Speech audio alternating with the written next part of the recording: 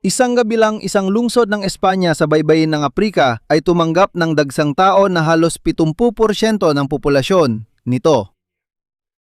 60,000 migrant mula Morocco ang nakalusot sa hangganan papunta sa ex-club ng Espanya na Ceuta ayon mismo kay Mayor Juan Jesus Vivas ng lungsod ng Espanya. Uulitin ko, 60,000 iligal na migrante mula Morocco ang sumugod sa lungsod ng Espanya na Ceuta sa loob lamang ng isang araw. Sa loob lamang ng isang gabi, ang Ceuta ng Espanya. Isang gabi lang, ang Ceuta ng Espanya. Isinalin ang mga subtitle ni Dima Torsop, inilalabas na.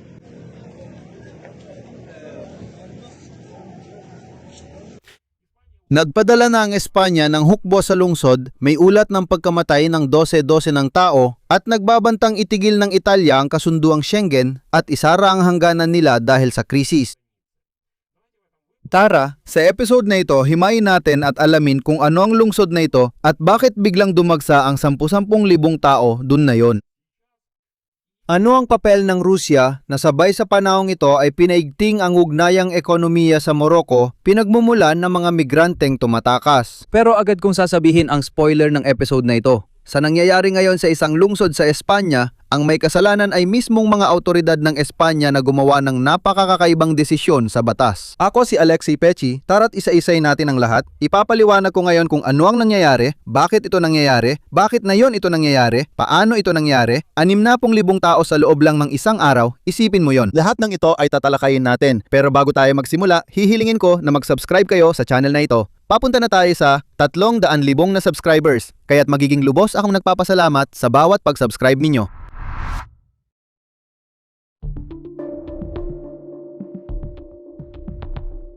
Oh, Diyos ko! Diyos ko! Diyos ko!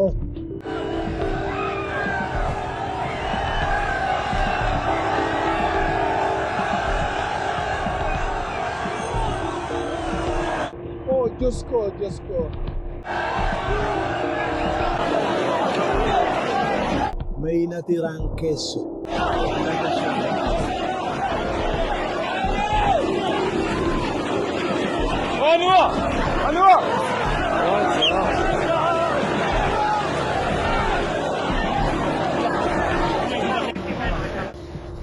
Tutuloy.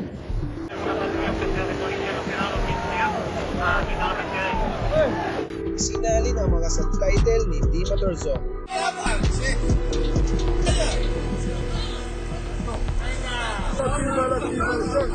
Sik. Inayos ang mga subtitle ni Simon. Salamat sa panonood. Ginawa ang mga subtitle ni Dima Torsop. Sa panonood.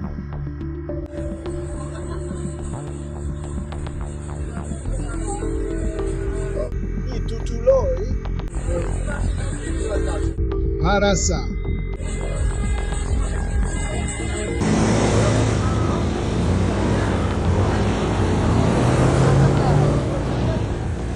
sinalin ang mga subtitle ni Dima Torsop. Ayan na siya.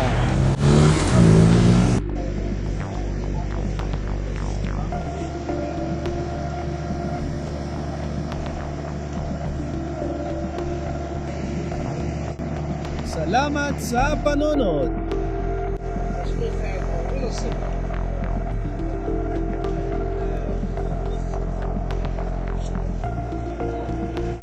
Salamat sa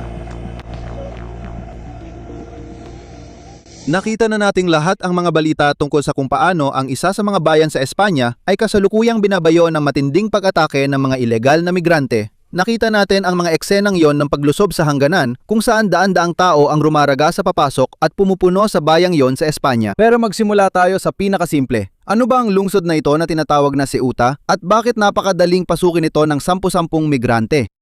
Ito ay isang lungsod ng Espanya, pero hindi ito matatagpuan sa Espanya kundi nasa hilagang baybayin ng Aprika, direkta sa teritoryo ng Morocco. Isa ito ang enclave ng Espanya sa loob ng ibang bansa at ayon sa batas, ito ay teritoryo ng Espanya.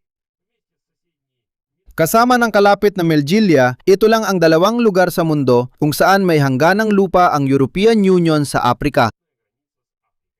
Ibig sabihin, opisyal na bahagi rin ng European Union ang mga bayang ito. Ang populasyon sa Ceuta ay nasa 85,000 katao. Ibig sabihin, isipin mo, sa isang lungsod na opisyal na tinitirhan ng 85,000 katao. Sa loob lamang ng ilang oras ay pumapasok pa ang karagdagang 60,000 katao.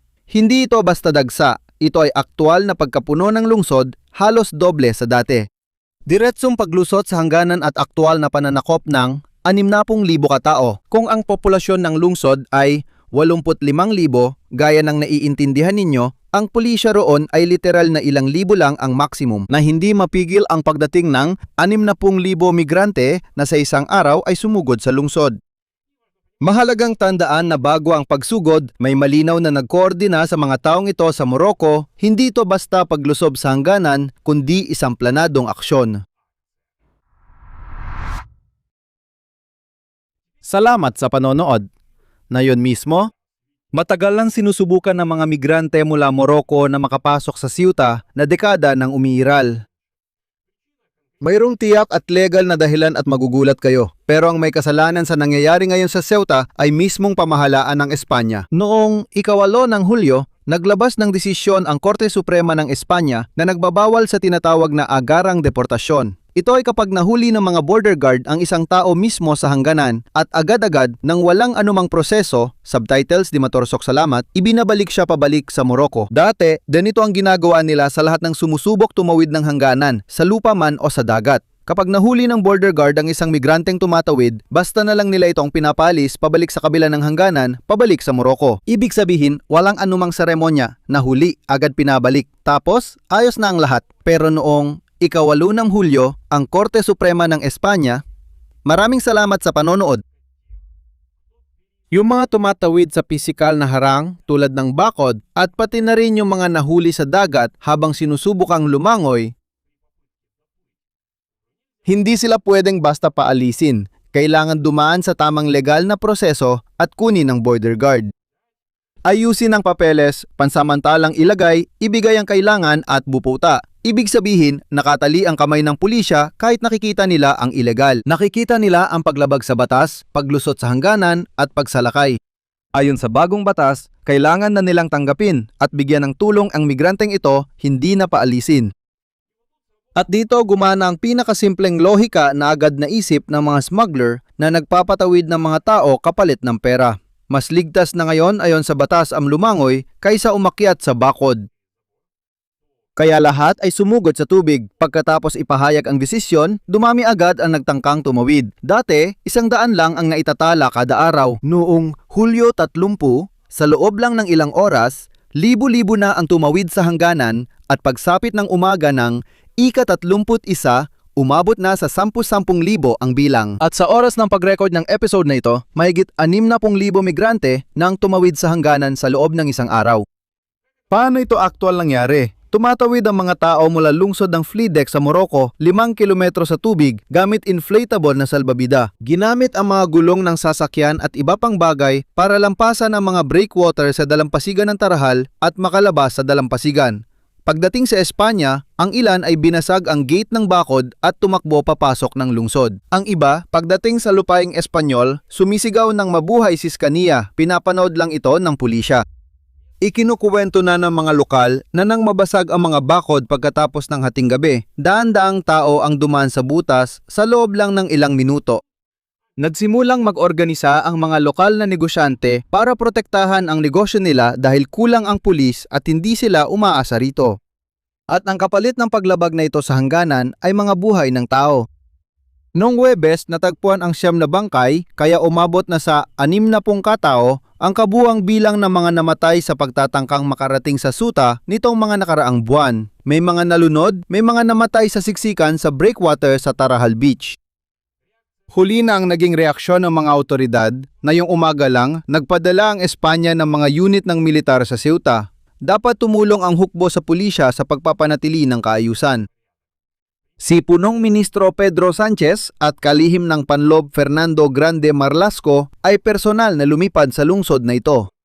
Gayunpaman, tumanggi ang sentrang na pamahalaan na magdeklara ng pambansang state of emergency kahit ito ang hiling ng lokal na otoridad. Ayon sa kagawaran ng panloob ng Espanya, mahigit 25,000 katao na ang naipabalik nila sa Morocco at ang deportasyon ay ginagawa sa bilis na 150 katao bawat minuto. Ibig sabihin sa totoo lang, sinusubukan lang talaga silang itaboy palabas. Ang Morocco naman sa kanilang panig ay hinigpitan din ang kontrol sa hangganan, sinusubukang pigilan ang mga bagong maramihang pagtawid.